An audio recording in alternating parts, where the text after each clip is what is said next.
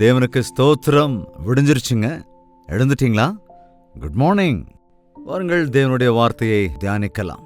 ஜெபத்தோடு கூட. பரிசுத்தமுள்ள எங்கள் பிதாவே, மற்றொரு நாள் எங்கள் வாழ்க்கையில் அருளியிருக்கிறீர். மற்றொரு விஷயங்களோடு பேசுங்க ராஜா.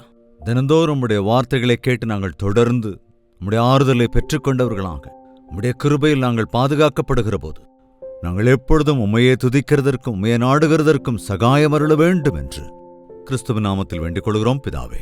ஆமென். தேவனுக்கு ஸ்தோத்திரம். எப்படி இருக்கீங்க? கடந்த ராத்திரி நல்லா தூங்குனீங்களா?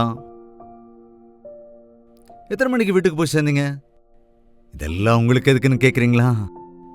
எனக்கு சொல்ல வேண்டாங்க. நீங்க உங்களை நீங்களே ஒரு விஷயம் பரிசோதித்து கொள்ளுங்கள்.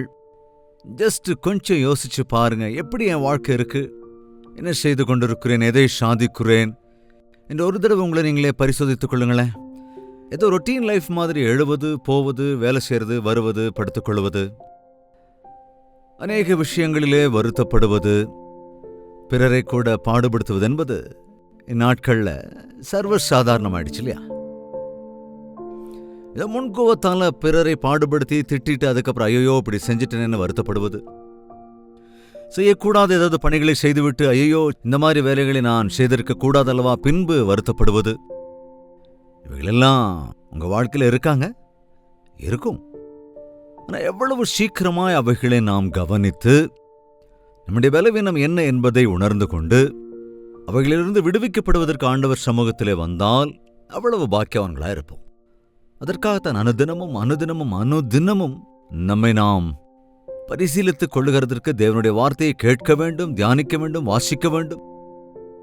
தினந்தோறும் காலை எழுந்த உடனே பிரஷ் பண்றோமா இல்லையா? அப்படி இல்லைன்னா துர்நாற்றம் வீசுமா இல்லையா? அதே போல நாம குளிக்கிறோம் இல்லைங்களா? அப்புறம் எல்லாம் நம்ம ரெடி ஆயித்தானே வெளியெல்லாம் போறோம். அதே போல நம்முடைய இருதயத்தையும் அனுதினம் நம்ம ஆயத்தப்படுத்திக்கணும்ல, கழுவிக்கணுமா இல்லையா? ஆண்டவர் என்னுடைய இருதயத்தில் இருக்கிறாரா, என் வாழ்க்கையில் இருக்கிறாரா அப்படிங்கிறத பரிசோதிச்சுக்கணுமா இல்லையா?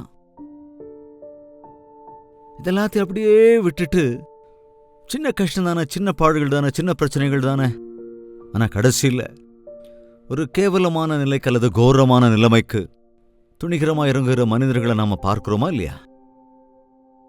ஆரோக்கிய விஷயத்துல கவனமா இல்லைன்னா சுகவீனம் வந்து விடுகிறதா இல்லையா? அதே போல ஆவிக்குரிய வாழ்க்கையிலே நாம் நம்முடைய வாழ்க்கையை சரி செய்து கொள்ளாவிட்டால் ஆவிக்குரிய வாழ்க்கையில பலவீனமாகி விடுவோம். வாழ்வது என்பது முக்கியம் இல்லைங்க. அதாவது வாழ்வது என்பது முக்கியமே இல்லை. எப்படி வாழ்றோம் அப்படிங்கறதா ரொம்ப முக்கியம். எதையோ சம்பாதிக்கிறேன் என்பது முக்கியம் அல்ல. சம்பாதிக்கிறவைகளை எப்படி பயன்படுத்துகிறேன் என்பதுதான் எவ்வளவு பிரயோஜனகரமா இருக்கிறது என்பதை பரிசீலிப்பதுதான் ரொம்ப ரொம்ப முக்கியம். என்ன செய்கிறேன் என்பது முக்கியம் அல்ல. தேவன் விரும்புகிறதை செய்கிறேனா என்பதை பரிசீலித்துக் கொள்வது ரொம்ப ரொம்ப முக்கியம். அநேக வேளைகளிலே நாம் நம்முடைய சொந்த சித்தத்தை செய்கிற போது தனிமையாக விட்டு விடப்படுவோம் என்று அநேகர் அதே கவலைக்குள்ளாகத்தான் இருக்கிறார். அவர்கள் எவ்வளவு பேருக்கு மத்தியில் இருந்தாலும் என்னென்னத்தை பெற்றிருந்தாலும் அவர்கள் அந்தரங்கத்திலே ஒரு வாக்கியம், ஒரு வெற்றிடமான நிலைமை காணப்படுகிறது. தாவீதை போன்ற பெரிய பக்தனே கூட சில சந்தர்ப்பங்களை தேவ சன்னதியை இழந்து போன போது தனிமையை அவன் அனுபவிக்க வேண்டியிருந்தது. சில சமயங்களில் சூழ்நிலைகளின் தாக்கத்தின் அடிப்படையில், சுற்றி இருக்கிறவர்களின் அடிப்படையில் நாம் தனிமைப்படுத்தப்படுகிறோம் என்பதை கவனிக்க வேண்டும்.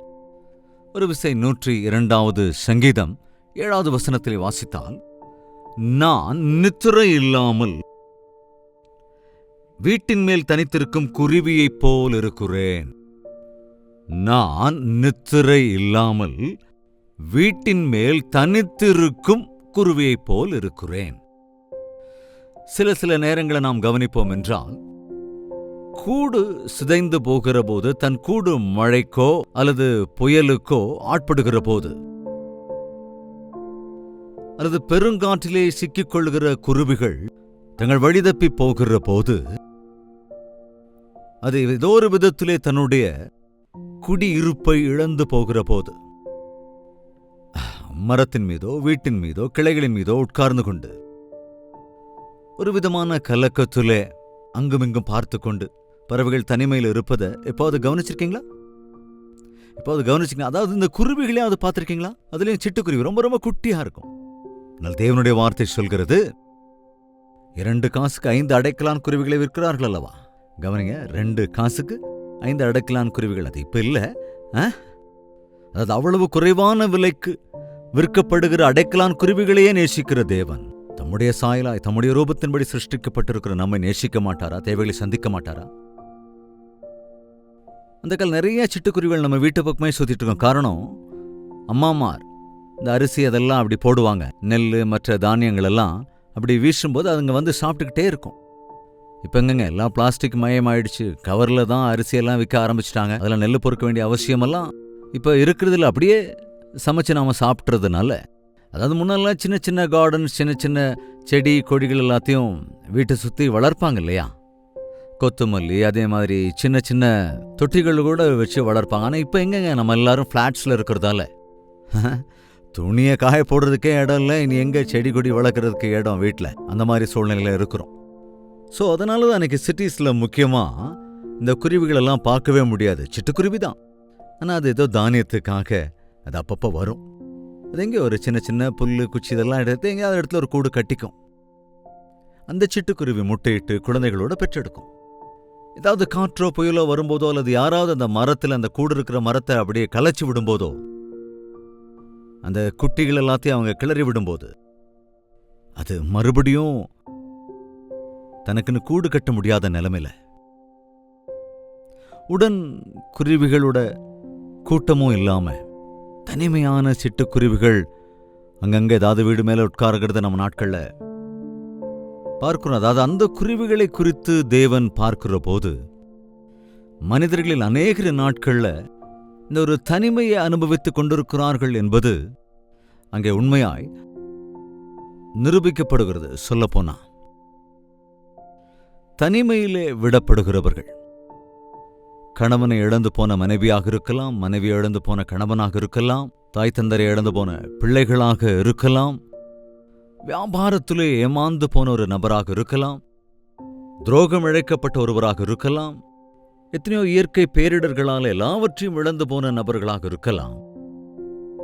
எந்த விதமான உதவியும் இல்லாமல் ஒருவேளை தனிமையிலே நீ விட்டுவிடப்படுகிற போது, எனக்கென்று யாரும் இல்லையே என்று அநேகர் இருக்கிறதை நாம் இந்நாட்கள் கவனிக்கிறோம்.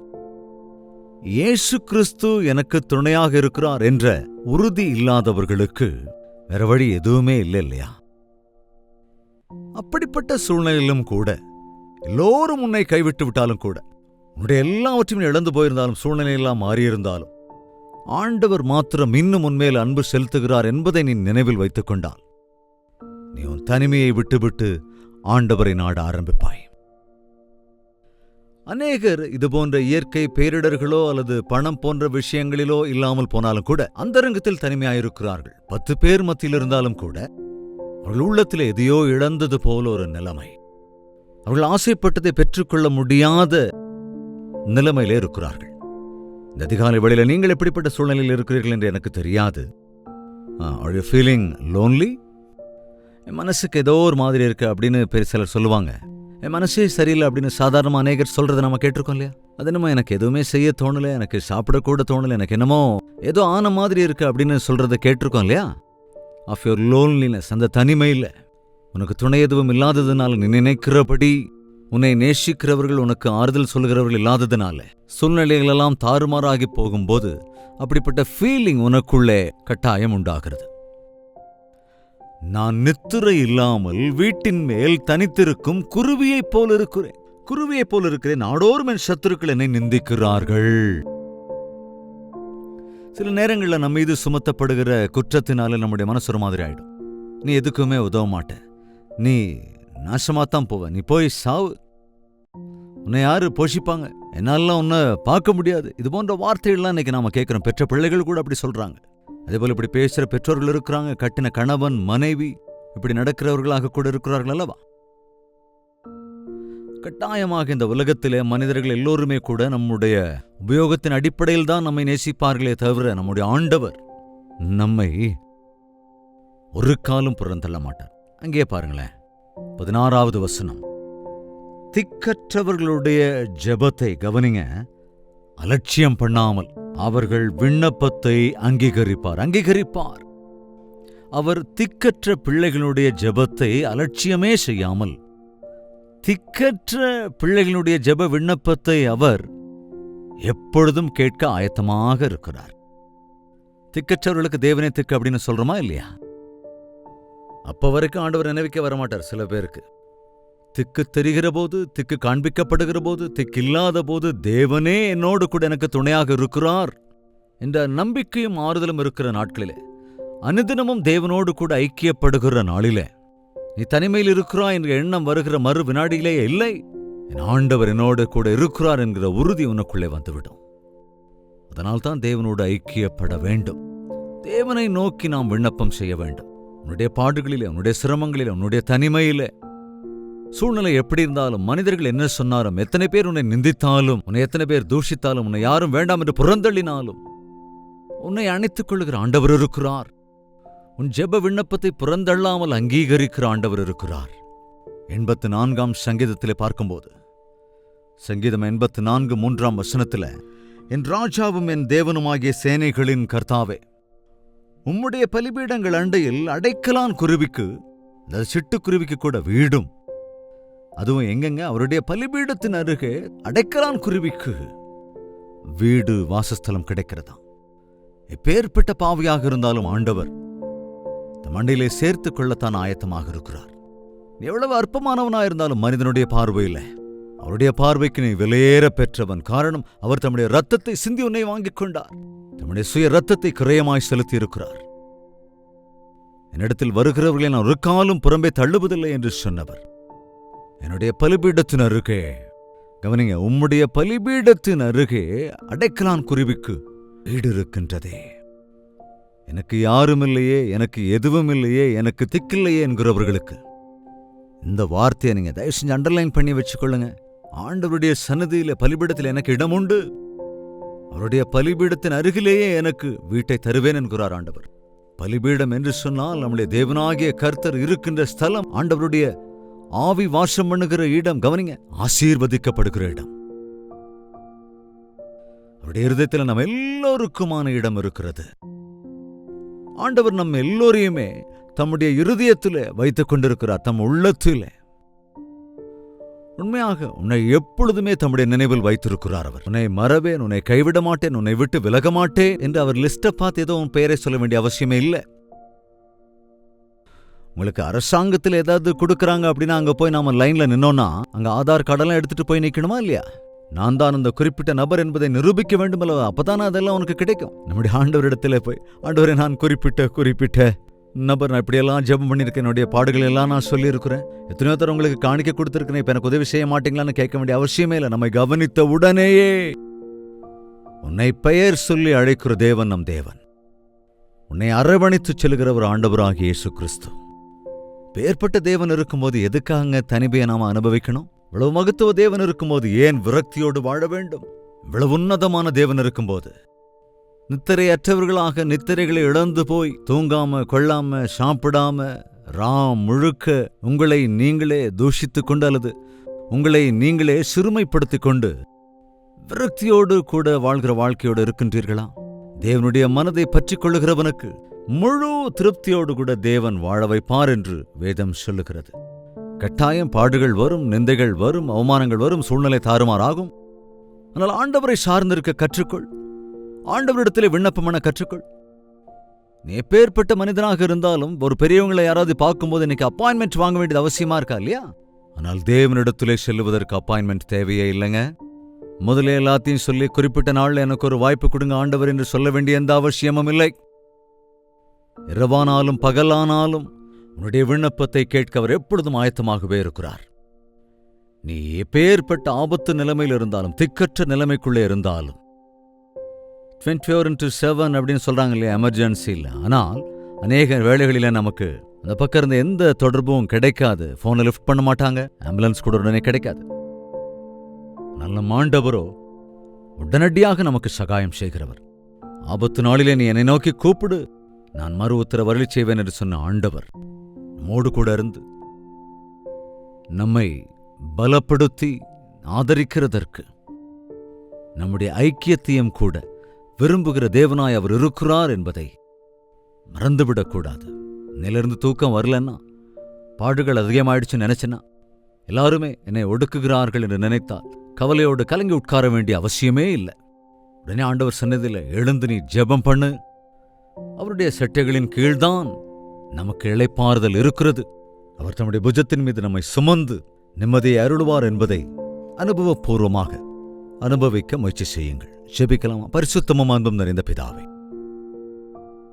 அநேக வேளைகளிலே மனிதர்களால் புறந்தள்ளப்பட்டு சூழ்நிலைகளால் அவைகளின் தாக்கங்களுக்கு ஆளாகி ஒடுங்கிப் போகிற சமயங்களில், சோர்ந்து போகிற வேளைகளில் நீர் இருக்கிறீர் என்கிற விஷயத்தை நாங்கள் மறந்து இன்னும் சிரமத்திற்கு ஆளாகையில் எங்கள் எளிய ஜெபத்தை, எளியோரின் ஜெபத்தை நீ கேட்கிறவர் என்றும் உம்முடைய பலிபீடத்தினர் எங்களுக்கான இடம் இருக்கிறது என்று விசுவாசிக்கிறதற்கும் உம்மை தேடி ஆறுதலை பெற்றுக் கொள்வதற்கு எங்கள் ஒவ்வொருவருக்கும் சகாயம் அருள வேண்டும் என்று கிறிஸ்துவின் நாமத்தில் வேண்டிக் கொள்கிறோம் பிதாவே, ஆமேன். நம்முடைய கர்த்தராகிய இயேசு கிறிஸ்துவினுடைய கிருபையும் பிதாவாகிய தேவனுடைய அன்பும் பரிசுத்தாவின் அந்யோன்ய ஐக்கியமும் சந்தோஷமும் சமாதானமும் நம் அனைவரோடும் இன்னும் சதா காலங்களிலும் தங்கி தரித்திருப்பதாக. ஆமேன். தேவனுக்கு ஸ்தோத்திரம். உங்கள் ஜெப தேவைகள் மற்றும் பாரங்களை 8939801234 என்ற நபருக்கு ஒரு டெக்ஸ்ட் அல்லது வாய்ஸ் மெசேஜ் மூலமாக வாட்ஸ்அப்பில் அனுப்பி தெரிவிங்கள். உங்கள் பட்சமாக எப்பொழுதும் நாங்கள் ஜெபிக்கிறோம். எப்பொழுதும் ஆண்டவர் மீது விசுவாசியுங்கள். எந்த நேரத்திலும் நமக்கு சகாயம் செய்கிறவர் அவர் என்பதையும் நீங்கள் மறவாமல் இருங்கள். டாக்டர் ஜெயபால் யூடியூப் சேனலை சப்ஸ்கிரைப் செய்யாவிட்டால் உடனே சப்ஸ்கிரைப் செய்து கொள்ளுங்கள். உங்கள் பெயர் விவரங்களை மறவாமல் பதிவிடவும் செய்யுங்கள். ஆண்டவருக்கு சித்தமானால் மறுபடியும் சந்திக்கலாம். அதுவரையும் தேவனுடைய மகா கிருபை உங்களுக்கு துணையாயிருப்பதாக.